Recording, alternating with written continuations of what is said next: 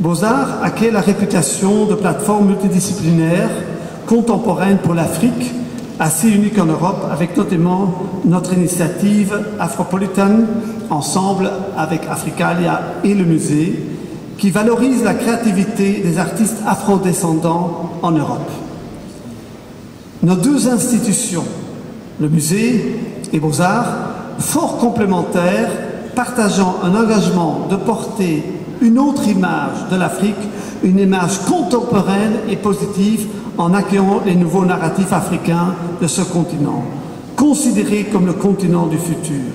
Mais il s'agit aussi d'une mission plus complexe, celle de construire des ponts entre le passé et le futur, entre les communautés et entre nos continents, et faire de notre Europe celle de millions d'Européens d'origine africaine. Cette exposition a donc le mérite pour notre pays, particulièrement de nous engager dans une réflexion autour de notre passé colonial. Et grâce aux collections, capacités en recherche du musée de Tervuren et la vision de deux commissaires talentueux, Bambi Coppens et Sami Balochi, un portrait riche et nuancé de cette page de notre histoire nous est livré ici pour réflexion. En effet, la collaboration entre le Musée royal de l'Afrique centrale et Beaux-Arts est exemplaire et fructueuse. De notre côté, nous serions heureux de continuer cette collaboration après l'ouverture du musée à Tervuren qui, si tout se passe bien, est prévu pour la fin de 2017. Tout d'abord, je souhaite la bienvenue à Maître Ange Kumbi, dont il y a une peinture dans l'exposition. Maître Chéris Benga arrivera demain et je vous invite donc de les rencontrer ce samedi ici dans le studio à 18h, donc au studio de Beaux-Arts. Je tiens aussi à remercier mon co-commissaire Sami Balochi qui se cache là-bas quelque part, je crois.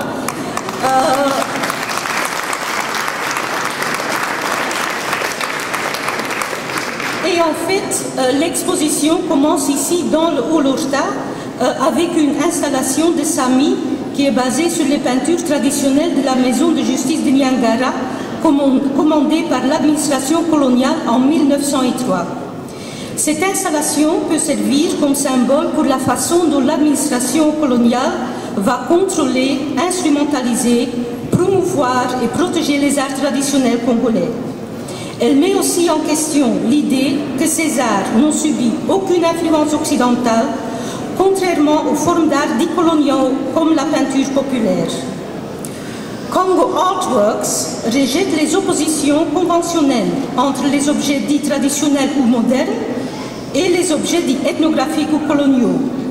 D'un côté, l'exposition veut montrer que des objets dits traditionnels ont également été influencés par les contacts avec l'Occident. C'est un sentiment à la fois de joie, de libération, dans ce sens que ce projet, ça va faire 3 ans que nous le portons, Bambi et moi. Et c'est entre 2000 peintures qu'il fallait sélectionner pour arriver à trouver un discours.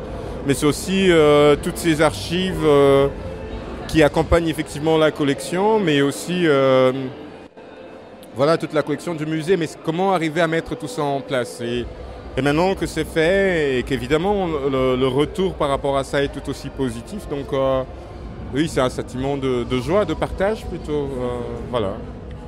3 ans de travail, d'où est venu, comment tu as conçu cette expo En fait, c'est que le musée des Tervuren a acquis, il y a de cela 3 ans, effectivement, la collection de professeur Bogumil, qui est un chercheur historien qui a pas mal collecté la peinture populaire au Congo depuis les années 70 jusqu'à 2011.